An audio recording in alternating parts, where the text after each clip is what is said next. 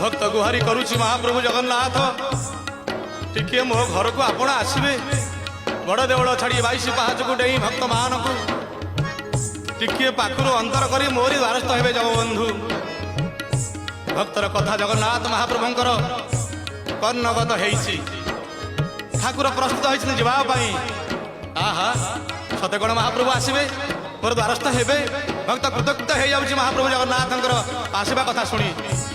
किंतु आश्चर्य कथा ठाकुर कहउचंती मु तो बाट देखिनी तम घर कोठी द्वार कोठी गाँ कोठी मु तो देखिनी। आहा उत्कलर प्राणकर्ता त्राणकर्ता जगन्नाथ महाप्रभु कहउचंती बाट देखि नाहंती बोली। आहा एइट भक्त ठिकणा बताउछि कि भलिया ठिकणा दांड दुआरे मो